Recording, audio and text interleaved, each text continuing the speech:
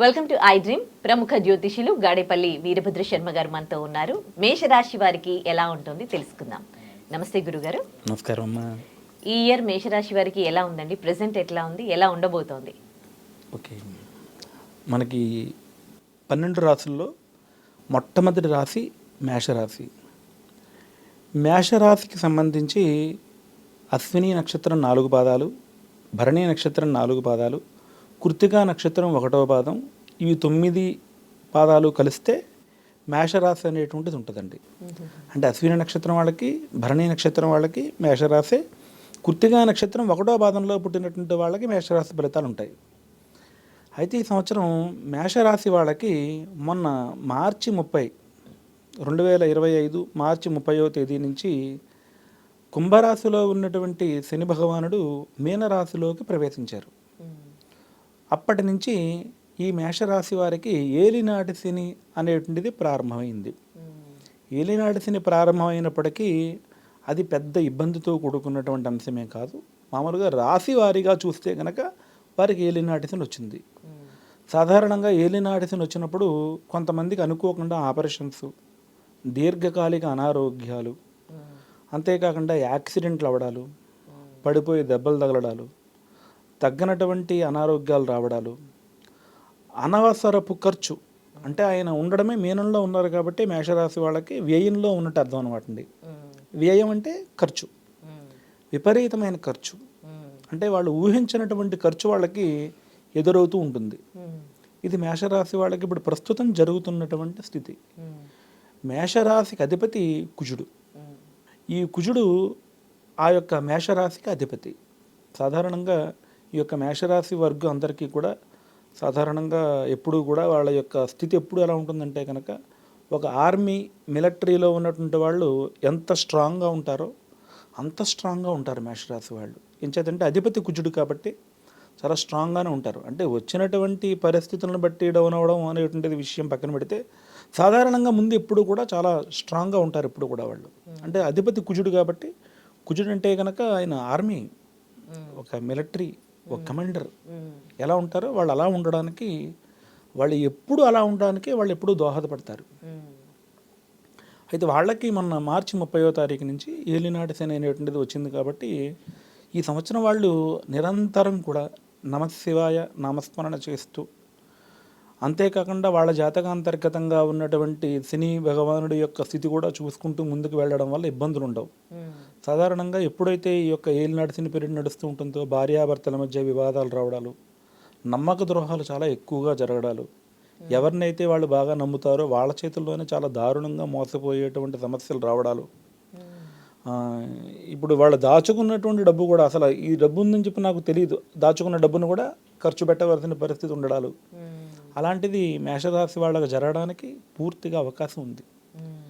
ఎట్టి పరిస్థితుల్లో వాళ్ళు ఏలినాటి శని యొక్క ఇబ్బంది ఉంది కాబట్టి వీలైతే కనుక ప్రతి శనివారం ఆయిల్ కంటైన్స్, నూనె వస్తువులన్నిటినీ కూడా మానేసి శనివారం రోజున నల్ల బట్టలు కూడా వేసుకోవడం మానేసి, ఆవేళ సాధ్యమైనంత నియమనిష్టలతో ఉంటూ బయట పదార్థాలు ఏమీ తినకుండా సాత్వికమైనటువంటి ఆహారం తీసుకుంటూ, ముఖ్యంగా శనివారం రోజున ఏ పని కూడా కొత్తగా మొదలు పెట్టకుండా ఉండడాలు, శనివారం రోజున కాకి కొంచెం పెరుగన్నం పెట్టడం, వీలైతే కనుక శివాలయంలోకి వెళ్ళి ఒక 9 ప్రదక్షిణాలు చేసి పరమేశ్వరుడు కొంచెం పాలు సమర్పించి, కొబ్బరికాయ సమర్పించి, కొంచెం పుష్పాలు సమర్పించి, ఒక నల్ల ప్రమిదలో నల్ల నువ్వుల నూనెతో నల్ల గుడ్డతో తయారు చేసిన ఒత్తులని దాంట్లో వేసి కొంచెం దీపారాధన చేసినట్లయితే కూడా వాళ్ళ యొక్క సమస్యలు తీరడానికి బాగుంటుంది పరిస్థితి. అలా చేయడం వల్ల పెద్ద పెద్ద సమస్యలు రాకుండా ఉంటాయి. నిరంతరం కూడా శివ నామస్మరణ చేస్తూ, పరమేశ్వర నామస్మరణ చేస్తూ ఉన్నట్లయితే కనుక వాటికి ఇబ్బందులు లేకుండా ఉంటాయి. గురుగారు, మేషరాశి వారు ఎలాంటి పూజలు చేయాలి? వాళ్ళకి ఏమైనా దోషాలు ఉన్నాయనుకోండి. అమ్మా, సాధారణంగా మేషరాశి వారికి నేను మీతో ఇందాక చెప్పినట్లుగా ఏలినాటి శని ప్రభావం అనేటువంటిది చాలా పుష్కలంగా జరుగుతోంది, చాలా ఎక్కువగా ఉంది మేషరాశి వారికి.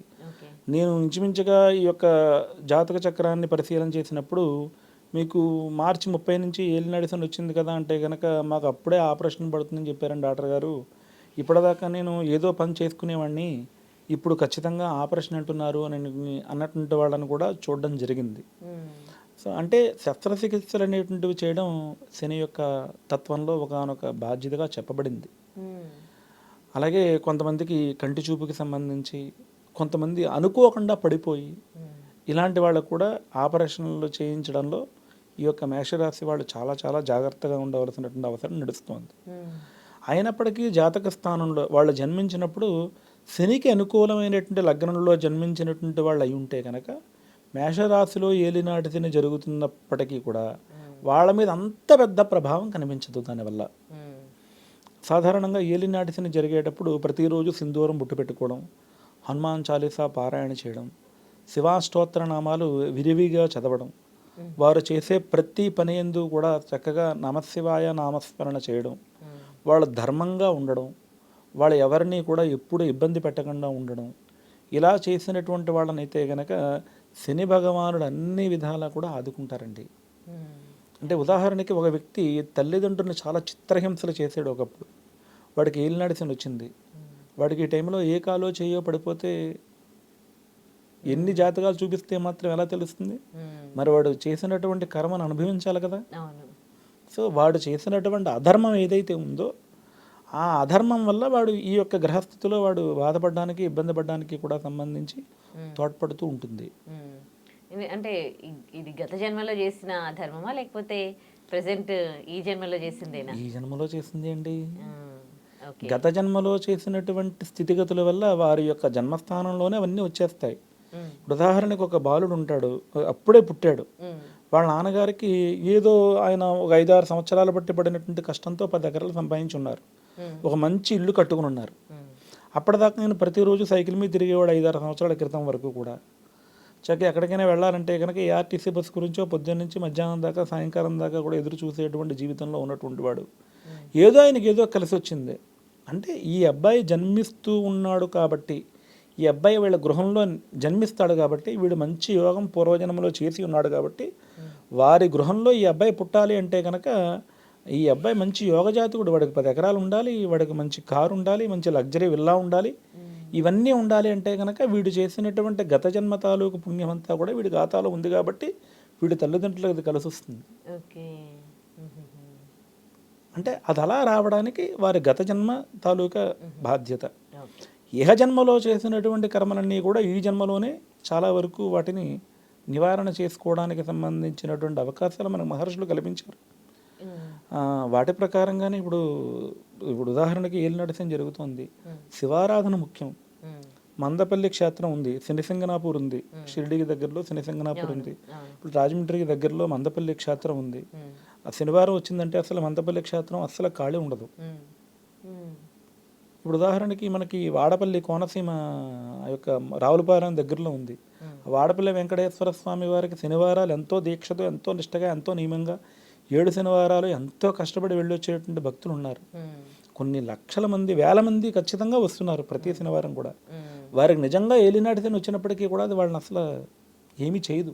శనిదేవుడికి పూజ చేయాలంటే చాలా మంది భయపడుతూ ఉంటారు. ఫస్ట్ శనిదేవుడి చుట్టూ తిరగాల, లేకపోతే కాళ్ళు కడుక్కోవడం దగ్గర నుంచి ఆయనకి పూజ చేసే విధానంలో, ఆ తర్వాత వేరే దేవుడి దగ్గరికి వెళ్ళాలన్నా కానీ చాలా కొన్ని భయాలు ఉంటాయి. అసలు శనిదేవుడికి పూజ ఎట్లా చేయాలండి? మీరు మంచి ప్రశ్న అడిగారు. మన ఒంటిలో రక్తం ఉంది కదండి, మన ఒంటిలో ఉన్నటువంటి రక్తానికి అధిష్టాన దేవత కుజుడు.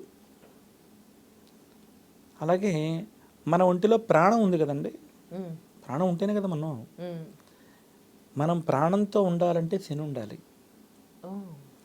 శనిపోతే ప్రాణం లేదండి. ఆయన ఆయుష్ కారకుడు.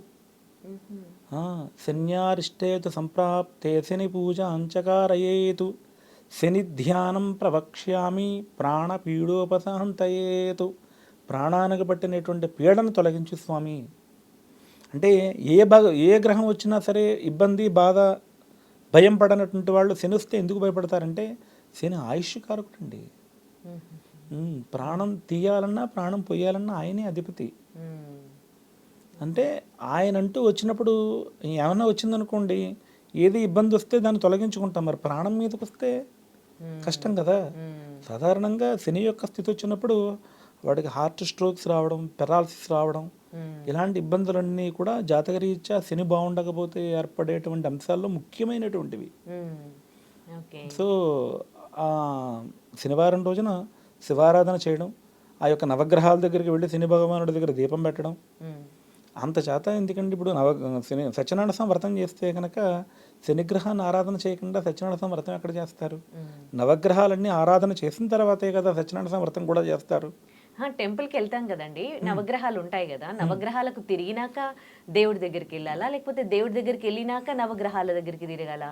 ఇక్కడ ఒక కన్ఫ్యూజన్ ఉంటుంది కదమ్మా. ఇప్పుడు శివాలయం ఉంది, శివాలయంలోనే నవగ్రహాలు కూడా ఉన్నాయి. వీళ్ళు ధ్వజస్తంభం దగ్గర ప్రదక్షిణ చేయడం ప్రారంభించి నవగ్రహాలతో సహా ప్రదక్షిణ చేసి రావచ్చు. ఓకే.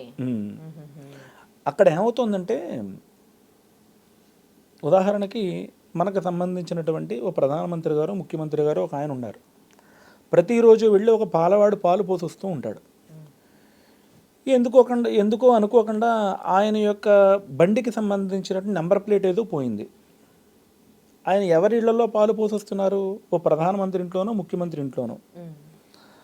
పాలు పోసొచ్చేటువంటి వాడి యొక్క బండి నెంబర్ ప్లేట్ పోయినప్పుడు బయట ఉన్నటువంటి ఆ ట్రాఫిక్ వాళ్ళు ఎవరో ఒకరు ఆయన బండి ఆపాలి కదా. బండి ఆపినప్పుడు ఎవరో ఈయన ప్రధానమంత్రి గారి ఇంట్లో పాలు పోసొస్తుంటారు సార్, మీరు వెళ్ళిపోండి సార్ అని చెప్పి చెప్తారు.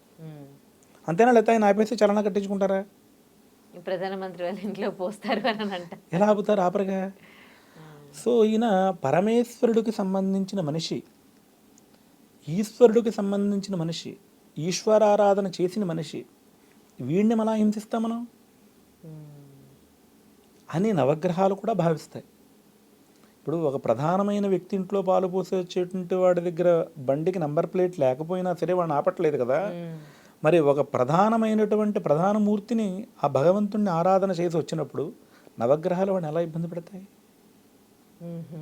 అది శనైనా ఇబ్బంది పెట్టదు, రాహువైనా ఇబ్బంది పెట్టదు. కాకపోతే అది ఎంతో కొంత అది చేయవలసినటువంటి పరిస్థితి ఉంటుంది కాబట్టి గుణపం గుచ్చుకోవలసిన పరిస్థితి ఉన్నా చిన్న పిన్నీసో చిన్న ముల్లో గుచ్చుకుని ఆ యొక్క స్థితిని తొలగించేస్తుందండి. అది భగవంతుడి యొక్క ఆరాధనలో ముఖ్యమైనటువంటిది. సో మేషరాశి వాళ్ళు ఖచ్చితంగా శివారాధన చేయొచ్చు. వాళ్ళ నవగ్రహాల చుట్టూ కూడా ప్రదక్షిణ చేసి శని భగవానుని ఖచ్చితంగా అర్చన చేసి పరమేశ్వర నమస్కారం చేసుకుంటే కనుక వాళ్ళకి పట్టినటువంటి శని వల్ల వాళ్ళు ఎటువంటి ఇబ్బంది పడవలసిన అవసరం ఉండదు. ఓకే, ధన్యవాదాలు గురుగారు, చాలా మంచి విషయాలు తెలియజేశారు.